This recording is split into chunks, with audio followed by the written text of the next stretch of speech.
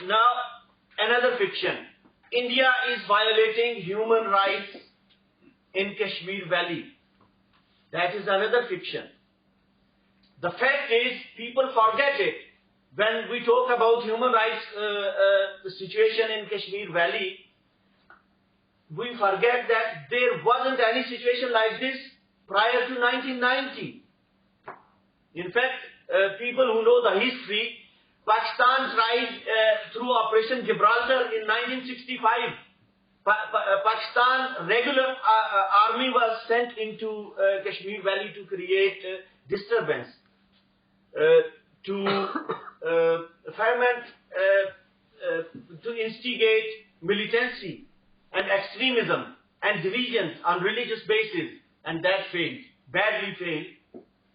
And then what they did, in 1989, they started sending in people disguised as Kashmiris. In fact, they went from Punjab and they were taken out from the prisons of Punjab. Those who had been sentenced for life in the prisons of Punjab, they were taken out and they were sent for jihad in Kashmir Valley. And that's how this all began. And then, obviously, India retaliated. India was forced to retaliate, and that is how this whole situation was created. So, human rights, when we talk about human rights situation, we need to look at the bottom, at the root cause of this problem, how it has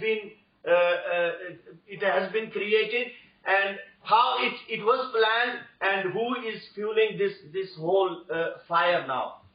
And the third fiction, Azad Kashmir. As we say Kashmir, Azad Jammu and Kashmir, or Singh would explain to you, Gilgit-Baltistan. Azad means free, liberated. And this is the only part in whole of the world on the globe which has this prefix with its name, Azad Kashmir. So there is no Azad United Kingdom, there is no Azad Germany, there is no Azad Italy, there is no Azad France, but there is Azad Kashmir in the world, on the globe. So that would give you, I think, the whole idea of the problem. Basically, this is not Azad at all. This is a fiction. I am from that part of the world, which is known as Azad Jammu Kashmir. There could be anything, but not Azadi at all. In any terms, in any concept of Azadi, freedom or liberation, that is what is not in that region of the country. We have no constitutional rights, first of all. We have no constitutional rights. We have no legal rights. We have no economic rights. We have no religious rights. We have no social rights. We have no cultural rights. There is no good governance. And then all banned organizations, which are even in Pakistan, the militant organizations, the terrorist organizations, which are banned in Pakistan, and Pakistan has given word to the United Nations and the whole world that these organizations are banned and they are not allowed to work. They are free to work in our part of Jammu and Kashmir. So, this is a fiction that we are Azad. In fact, we are not Azad. And what I would like to say, I don't know how much time. If you could make your brief now. So finally, what I would request all of you, and particularly the members of European Parliament, they should support the people of Jammu and Kashmir to enjoy or to provide them with the basic human rights. Basic human rights in Jammu and Kashmir, which is under Pakistani control. They are just a dream. We have heard this phrase, human rights. We have never seen any human rights in that part of Jammu and Kashmir. Thank you very much, ladies and gentlemen. The topic was fiction and fact, and I hope I have, up to some extent, I have been able to explain to you what is fiction in Jammu and Kashmir, regarding Jammu and Kashmir, and what are the facts. Thank you very much. Well, thank you very much for this brilliant lesson. I think that our media establishment would gain a lot from studying from these points. And I finally understood what Azad means. Azad means that all the proscribed terrorist organizations, they are free. They are free, but not the people. The people is not free. So we now understand a bit better what it was meant. And last, we have our dear friend, Sajjad Raja, president of the Gilgit Baltistan Studies organization that is headquartered in Washington, D.C. He has been my teacher on Gilgit Baltistan, but I'm still very ignorant. I just learned that he is wearing traditional Balti dress. Absolutely wonderful. This is something, I always have been dreaming of learning. I think that we are learning all the time. Even at my age, we have a lot to learn. And I have listened to him several times. I've always learned a lot. And so, without taking no more of our precious time, please, the floor is yours. Good afternoon, ladies and gentlemen. Thank you so much, Honorable Chair, Mr. Kasaka. Thank you so much, all the distinguished guests and speakers. Thank you for your kind words. I definitely feel it's very reassuring that I'm in the best company when we are talking about a topic as important as Jammu and Kashmir. I come from Gilgit-Baltistan. Gilgit-Baltistan was a part of the former princely state of Jammu and Kashmir. Contrary to my friend, Sajjad Raja, who represents the whole state of Jammu and Kashmir, I try to talk about Gilgit-Baltistan, where I come from. On August the 5th last year, 2019, India went through a constitutional amendment. It was one of the most strategic steps that have been taken in the last 70 years. And that enabled India to divide Jammu and Kashmir into two administrative units. One of them was Ladakh, the other was remained as Jammu and Kashmir. And Gilgit-Baltistan, being a historical part of Ladakh, was then placed with the Union territory of Ladakh. So I like to call Gilgit-Baltistan as Pakistan-occupied Ladakh, rather than Pakistan-occupied Jammu and Kashmir. I think that is a bit of a constitutional change in the nomenclature that we have experienced since last few months, and I think I like to stick to that.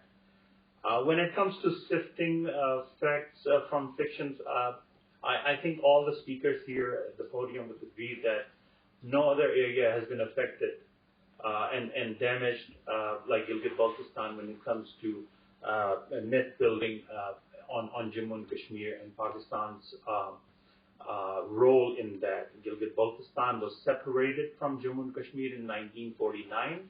It was brought into direct Pakistan's control, and it was an illegal step that Pakistan took because there was no constitutional provision for Pakistan to do that. So Pakistan has ruled Gilgit-Baltistan like a no man's land, like without any constitution, without any proper governance structure. It has actually extended the colonial British rule into Gilgit-Baltistan, and it is ruled on ad hoc basis, on day-to-day basis, and that's what we have been seeing for the last 70 years. There are a few things that I would like to bring here which are really important. The first thing is that when it comes to Pakistan's stand on Jammu and Kashmir, it has a 2/4 stand on Jammu and Kashmir. So when it comes to the local people, for the domestic consumption in Pakistan, within Pakistan, Pakistan tried to claim that Gilgit-Baltistan is not part of Jammu and Kashmir. It was not part of Jammu and Kashmir, and it has been separated, and it is very much part of Pakistan. We are local Pakistani citizens, and we should consider ourselves as Pakistani. But when it comes to the international fora, then Pakistan liked to promote this idea that the entire Jammu and Kashmir is disputed, and that's why Pakistan cannot grant any basic rights to the people of Jammu and Kashmir. So that is one of the reasons why we've been living without any basic rights, like the right to access the Supreme Court for judicial recourse, the right to vote. A lot of people in the world probably don't know that probably Gilgit-Baltistan is the only place, and it's a modern colonial structure where we are not even allowed to vote. For the last 70 years, we have been denied that right. So this is something that I think the international community should take note of, that if Pakistan considers Gilgit-Baltistan as its part, then it should give the local people the due share and rights that the other citizens enjoy. But if not, and what Pakistan claims that it's part of Jammu and Kashmir and disputed, then it should provide all the basic rights that the people of Jammu and Kashmir on the Indian side as well as in Pakistan-occupied Jammu and Kashmir have, which is to start with a basic constitution and basic governance structure that we lack so far. Now, Article 370 is a very important topic, and it definitely has affected Gilgit-Baltistan. Gilgit-Baltistan was a breeding ground, it was a platform, it was a launch pad for terrorism into Jammu and Kashmir. And Kargil War, everybody knows about Kargil War, that was initiated, orchestrated from Gilgit-Baltistan. And what Article 370 did, it created this virtual jail. It was like, put everyone in a straitjacket in Jammu and Kashmir, and it created this veto matrix, which enabled only 4 or 5 ruling families in Jammu and Kashmir, gave them the absolute right over decision making in Jammu and Kashmir, and that also enabled them to bypass New Delhi and have a relationship with Pakistan. It was economic relationship, strategic relationship, it was a political relationship, and it enabled Pakistan to promote terrorism in Jammu and Kashmir. So that's what Article 370 was doing. It was creating this virtual wall around Jammu and Kashmir and depriving India of providing all those necessary measures to counter terrorism in Jammu and Kashmir. And I think that is something that was also affecting Gilgit-Baltistan, because in Gilgit-Baltistan, the local majority are Shia. They do not like for their land and resources to be used for terrorism, but that's what Pakistan was doing to promote its strategic interest in Jammu and Kashmir by using Gilgit-Baltistan's land. So I think there's a lot of negative things that Pakistan is trying to promote about Article 370, and the reason why Pakistan is so insecure about Article 370 because it broke that matrix, it broke that mold that enabled Pakistan to literally dictate terms in Jammu and Kashmir, even though it was part of India. It's a constitutional part of India, but Pakistan was dictating terms there because of the Article 370. So I think that is something that we need to bring in notice, that this was a very positive step that the government took and enable local people. I mean, as Brian Toll was saying, that education is really important, but if you do not have the structures there, and there's a virtual wall around people, it becomes really easy for myth building. So India needed to break that mold in order for the locals to be connected with the rest of the world. That's what Article 370's removal has done so far. Another thing that I would like to mention here is that Pakistan liked to claim this to the rest of the world, that the entire Jammu and Kashmir is represented by the Hurriyat Conference. So when the representatives of the Hurriyat Conference go to the rest of the world, they also try to represent Gilgit-Baltistan, which is not true, because there's no membership from Gilgit-Baltistan in Hurriyat Conference. It's mostly based on people from the valley and maybe one or two from the Jammu side, but the people of Gilgit-Baltistan do not have a say when it comes to Kashmir. And then the other thing that, the myth that Pakistan like to promote is that the Hurriyat Conference, they like to talk about human rights and they like to expose Indian atrocities and they like to bring the issues and the real issues of the people of Jammu and Kashmir to the forefront. But the reality is that Hurriyat has never spoken about human rights violations on the Pakistani side in Gilgit-Baltistan and the occupied Mirpur and Muzaffarabad divisions. It has actually promoted the pogroms that Pakistan was undertaking in Gilgit, the massacre of 1988, for instance, and other massacres that happened in the Punch area in 1955, for instance. And Hurriyat Conference have remained completely silent on those issues. So their attitude towards promoting human rights is very biased, which is they only want to talk about the valley because that's where Pakistan's strategic interests are.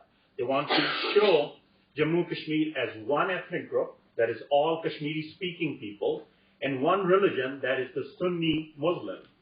They want to show the entire Jammu and Kashmir like that. And why? Because that's how Pakistan get benefit out of Jammu and Kashmir, by showing that this is the same Kashmiri-speaking people everywhere. So if Hurriyat is on the table, that means they're representing everyone. But the truth is that if you add all the other ethnic groups, Kashmiri-speaking are a minority. So I think that is something that, the Pakistan has been able to peddle for a very long time. And I think this removal for Article 370 will definitely expose those social anthropological crimes that Pakistan has been committing and creating these myths about local demography and stuff. There's tons of other issues that I could have shared today, but I think there's always another chance that I'll be able to speak. So I will stop here. If there's any question and answer. Thank you so much again for providing the Thank you so much for this very enlightening intervention. We really are, I don't know if we will have any indulgence from the Geneva Press Club. I hope so. Now I would like to ask some questions. I think it was very, very useful for us to understand this view. I think that this is something most of the people do not know. Exactly as Sajjad Raja was saying, we are sold an history. I mean, if you speak about with politicians that should be more informed than the average people about the situation in the region, I mean, nobody knows about these fundamentals. Nobody knows that the valley is 7 out of 20 million. Nobody knows that there is so much differences. Nobody knows that there was an ethnic cleansing of bandits. And actually, one of the things that shocked me most when I was there is to learn that in the teaching system,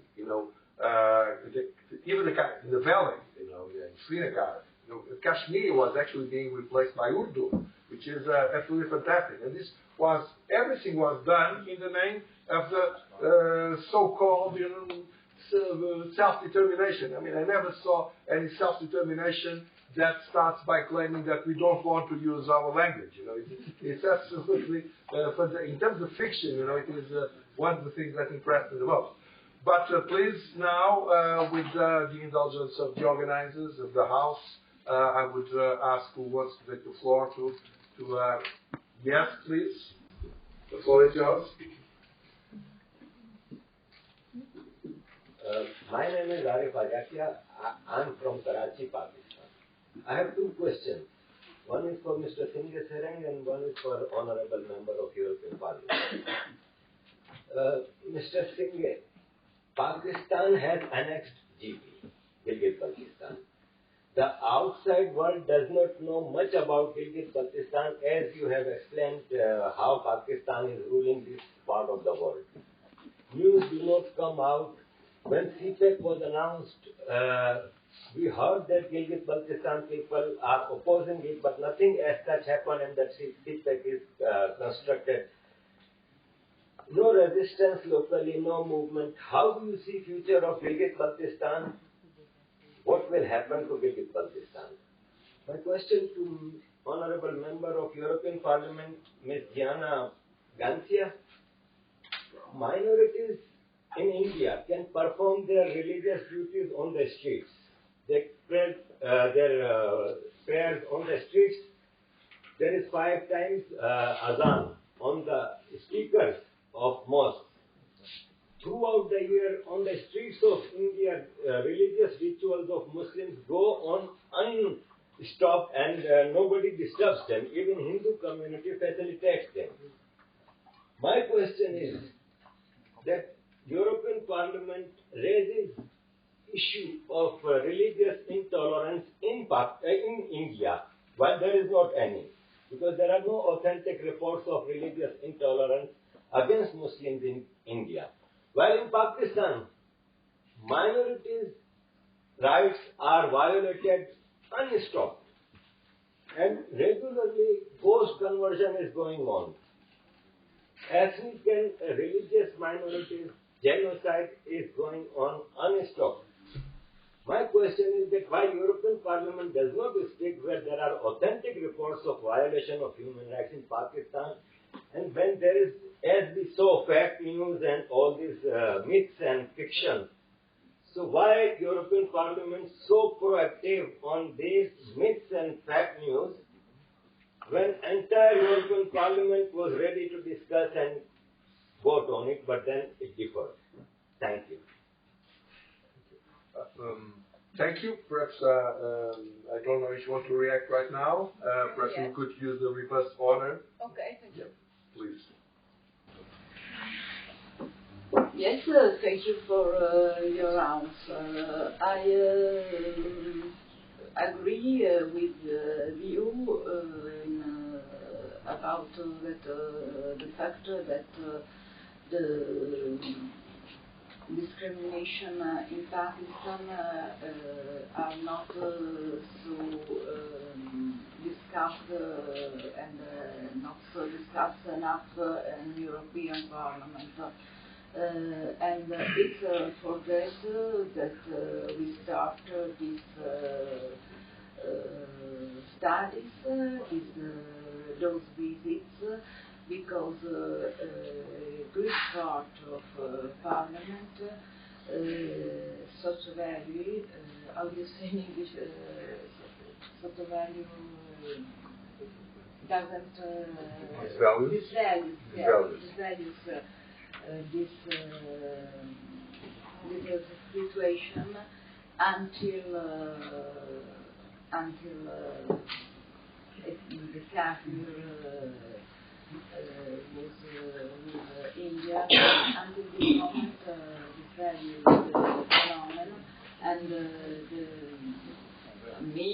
our colleague, a lot of colleagues that aren't here, we are working to make the discussion be more strong, and also the discrimination. We have to speak a lot about the discrimination, and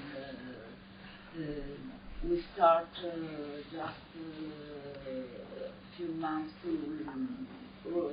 work hard about this situation, but I can say that there are also other situations in which human rights are established, and there are no discussion. But now we are working in this order. But I want to say you that also for women rights, for instance, this work is going well, and we are working out also with women people, women organization. Yes. Thank you. Sorry for my English, not so Thank you. Thank you very much. No, Nathan, forgive me, can I say a few things? Can I just add something? Oh, sorry, Nathan. We have a saying in English that you put oil on the gate that squeaks. So the Pakistan lobby is very strong in the European Parliament, and I think that's just the reality. And there were many MEPs of Pakistani ethnic origin as well. So my time in the European Parliament, I was there for over 5 years, there were many events sponsored by or pushed pro-Pakistani, pro-Pakistan occupying Kashmir. I didn't see any from the Indian lobby. I think India has got to learn that it needs to become that squeaking gate that gets some oil. Yeah. It needs to learn how to lobby and push its agenda much stronger and much better within the European Parliament. And I think that is starting to change. As Gianna said, the visit that we had to India and also to Kashmir was very important. It was the first step in raising the profile of India and of the problems there. You know, I'm British. You'd expect that I would understand a great deal about the history of India, but my eyes were greatly opened by that visit. I learned an awful lot, and I think it's important that India pushes its lobbying with MEPs so that they can understand the realities of life and the realities of the situation, and not just listen very biasly to just one point of view. We need to have some balance within this. Yes, I completely agree. Thank you. Yeah, thank you very much. Would you allow me just in 30 seconds to say that, lately, actually, when I was already out of the European Parliament, I'm a former member, I was invited once to go to the Friends of Kashmir caucuses in the group. And it was a meeting of 7 or 8 MEPs, all of them British, I have to say. The keynote speaker was the governor of Azad Kashmir. And it was absolutely India-bashing meeting with no objectivity whatsoever, with people concerned to satisfy their Pakistani-based constituencies back in the United Kingdom. That was all. And this is the environment that really poisons everything and makes Europe, instead of being part of the solution, starting to be part of the problem. That's exactly what I thought when I witnessed to this. Yeah, please. Thank you, Honourable Chair. Thank you to Brexit. We'll have less myth building in the European Parliament as the British members are out. When it comes to CPAC, I think I can talk like an activist as well as a researcher. The very reason that we try to talk about these issues from outside of Gilgit-Baltistan is because there's absolute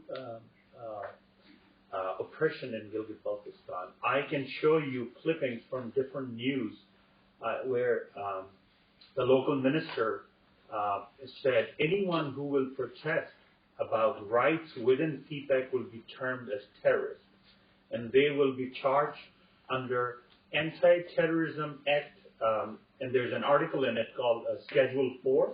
And what the Schedule 4 does is it takes away from you your passport, your right to, if you have been using any educational quota, for instance, they take it away from you. They take your bank account away from you. They restrict you within your district, and every time you want to travel outside, you have to go to the police station, and you have to report to them. And there are a bunch of other things, including obviously job opportunities, and the entire future of those student activists are destroyed. So this is not very easy for the people of Gilgit-Baltistan. And the reason why people in Indian Kashmir have been so openly able to enjoy their political rights is because they have a constitutional system there that enables them to come on streets and talk about their rights and protest, and sometimes they also have Pakistani flags waving there. We do not have any structure. We have an absolute colonial structure. That means they can pick up anyone, and the Pakistani minister, who's not even a local guy, it's been 70 years, our representative is mostly chosen from Punjab. So right now, the person who represents us is from Dera Ismail Khan district, who speaks Saraiki, who has never been to Gilgit-Baltistan, probably maybe just recently once. He doesn't understand our culture, our identity, anything. He is not a local, and this is how they've been treating us. And that's the person who has absolute authority. They bring the judiciary from Punjab. This person who used to be, I think, a lineman in the telecom, military telecom unit called SCO, Special Communication Organization. He has been promoted as the Chief Justice there now. He is from Punjab. He was part of the Pakistani military, and now he is making all these absolutely ridiculous judicial decisions in Gilgit-Baltistan. So what I'm trying to wrap around and this issue is that there's no way for local people to speak openly the way people in Indian Kashmir do or people in Delhi do, because India is a thriving democracy. India allows people to talk, and obviously you can't go and burn your city and cause arson. That is not acceptable. It shouldn't be acceptable anywhere in the world. But when it comes to peaceful, protest, I think India has been very open compared to Pakistan, and that is one of the reasons that I believe that Gilgit-Baltistan should be part of India. Thanks. Thank you. Thank you very much. So we have, please, could you identify yourself? My name is Julia Kutukola. I'm an LLM student in Human Rights Law. So I have two questions, one for Ms. Tahmina. So Pakistan is spreading terrorism in Kashmir. However, the youth of Kashmir is still found supporting it. I would like to ask why. And my second question is for Mr. Serin. After the abrogation of Article 370, do you see India start working for getting back Pakistani occupied Kashmir? Thank you. Just before giving you the floor, yes, somebody else wants to raise a question, please. Yes, I have a question for Mrs. Gill. Louder. Yeah, press the button. No, doesn't work. Okay, speak louder. So what is the condition of a girl child in Kashmir? I want to know that, please. Thank you. Last, the lady over there. My question is for Mr. Nightingale. What is the United Kingdom stance on Kashmir, on the Kashmir issue, and what is the opinion of the majority in the UK on Kashmir? Okay, that is the last questions, and there will be the last answers. Shall we start by the lady, please? So I just want to ask, you asked youth is supporting Pakistan. Yes, the terrorism. Okay, so you want to know why youth is supporting Pakistan? Yeah, why are they still found supporting it? So there is this concept of Islamic movement in Kashmir, and we have started our own revolution of Kashmir from Sufi thought. And Sufi thought is particularly a type of Islam which is a mediocre system. And now Pakistan has been involving a Salafi thought, which makes you believe that Islam is the only truth and the way we are intervening into it is the only truth. So that's why they have given this effect to you that the way we are intervening into your state and the way of Islam we are teaching is the only truth currently. And the youth has been radicalized in a way that they think that the way we are going is the only truth and we will find all the answers for our life in this system only. Thank you. Thank you very much. So now, which of if you want to speak the first, it was to yourself, the question. Yeah. Also to Mr. Gill. So Brexit now brings a lot of opportunities for the UK, which up until the 31st of January, we have actually given our foreign policy rights over to the EU. So the EU's foreign services, they basically had the right to create laws, to create policy for foreign policy. Now that we have Brexited and after the transition period ends at the end of this year, we will regain those rights, and the Foreign Secretary of Great Britain will once again be able to make foreign policy for the United Kingdom. I think up until that point, we pretty much have just stepped aside and allowed consensus from the EU on matters around India and throughout the world. We can no longer do that. We can no longer just step back and allow somebody else to make our foreign policy. We need to now be educated. Our ministries need to understand the realities of what's going on in Kashmir. And I think that the general feeling amongst the populace is that we absolutely do not understand the realities of the situation in Kashmir. It is, I myself, a few years ago, I employed a Kashmiri lady, and I honestly had no idea what the situation was back home for her or her family. And it wasn't until I went to Kashmir myself that I realised the realities of that. So I think there needs to be a great deal of education amongst the public and amongst ministers and amongst future MPs who will one day become ministers, so that they can understand what kind of a stance to take and how to firmly and cohesively support India and Pakistan as well to come to a resolution with this matter. Thank you very much. I don't know if Mr. Raja wants to add something. If you don't, I would pass to Mr. Staring to close our. Do you want 10 minutes to go with the girl education? Yeah. Yeah, so there has been this basic conditioning of girl child according to Islam, but a version of Islam which has been wrongly interpreted.